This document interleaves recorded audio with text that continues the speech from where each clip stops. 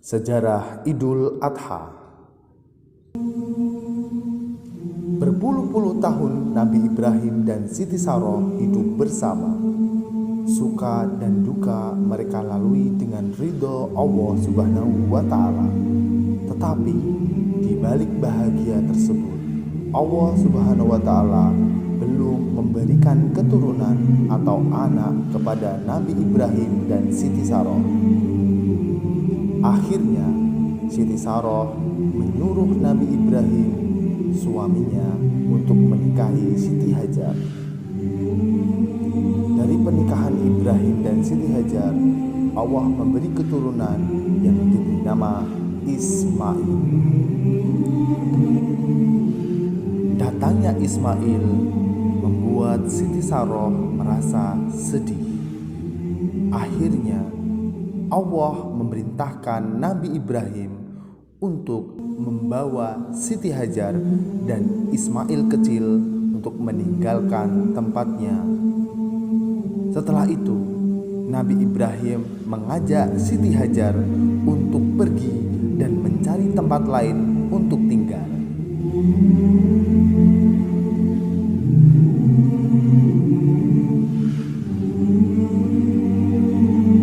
Mereka pergi tanpa arah tujuan hingga sampailah di kota yang namanya Mekah, yang belum ada tumbuhan dan belum ada air yang mengalir.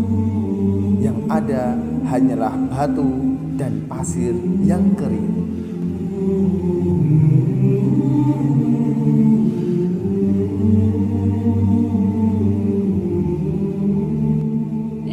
Janganlah tinggalkan saya seorang diri di tempat yang kosong ini, suamiku. Tiada seorang manusia, tiada seekor binatang, tiada pohon, dan tidak terlihat pula air mengalir. Wahai istriku, bertawakallah kepada Allah yang telah menentukan kehendaknya. Percayalah kepada kekuasaan dan rahmat Allah. Dialah yang akan melindungi dan menyertaimu di tempat yang sunyi ini, insya Allah.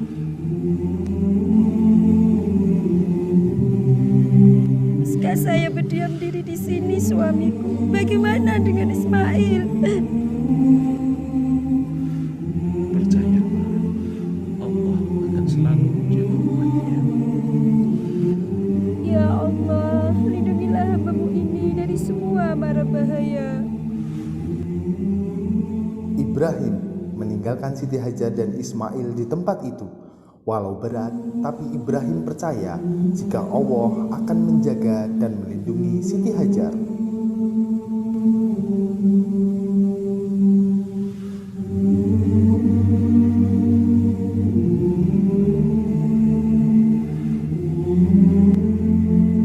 Assalamualaikum.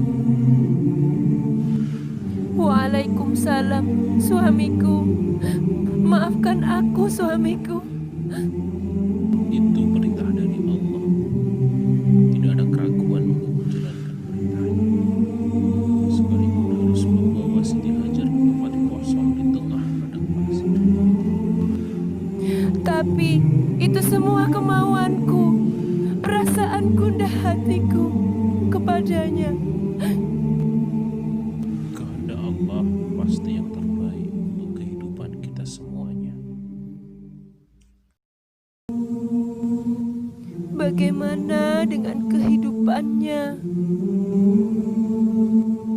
Wahai istriku, semuanya sudah ada yang mengatur. Hilangkan kesedihan. Keadaan yang menyedihkan terjadi pada Siti Hajar dan Ismail.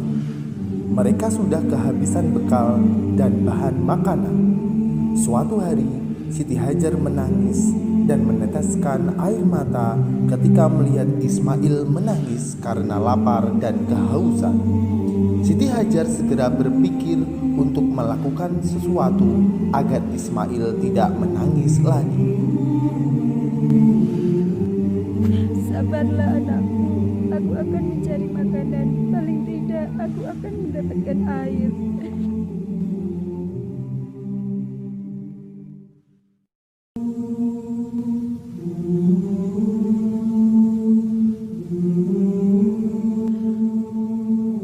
Siapakah sebenarnya engkau ini? Aku adalah hamba sahaya Ibrahim. Kepada siapa engkau dititipkan di sini? Hanya kepada Allah aku memohon perlindungan. Jika demikian, maka engkau telah dititipkan kepada Zat yang pemurah lagi Maha Pengasih, yang akan melindungimu, mencukupi keperluan hidupmu. Kemudian dalam keadaan berbaring, Ismail menginjakkan kakinya di atas tanah dan segeralah memancur dari bekas telapak kaki itu air yang jernih dengan kuasa Allah. Alangkah gembiranya dan leganya Siti Hajar melihat air yang mancur itu. Segera ia membasahi bibir putranya dengan air itu dan segera pula terlihat wajah putranya segar kembali. Demikian pula wajah si ibu yang merasa sangat bahagia dengan datangnya mukjizat dari sisi Tuhan yang mengembalikan kesegaran hidup kepadanya dan kepada putranya, sesudah dibayang-bayangi oleh bayangan mati kelaparan yang mencekam dada. Masya Allah, keajaiban Allah baik. Siapakah saudara-saudara ini? Kami adalah dari suku Jurhum. Masya Allah, bagaimana ada sumber air di tengah padang pasir yang seperti ini? Sudah lama kami tinggal di sini. Sampai saatnya kami merasa hidup kosong tanpa air, pohon, ranting, dan daun. Berkat pertolongan Allah, muncullah sumber air ini. Hari demi hari pun berlalu.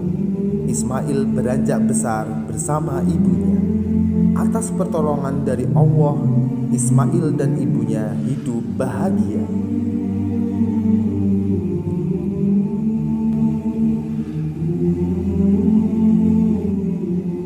Pada suatu pagi, Nabi Ibrahim terbangun dari tidurnya dengan kegelisahan karena bermimpi disuruh Allah untuk menyembelih Ismail.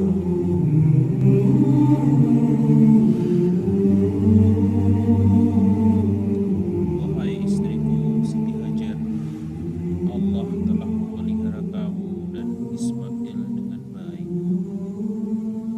Kali ini izinkan aku untuk mengajak Ismail pergi ziarah.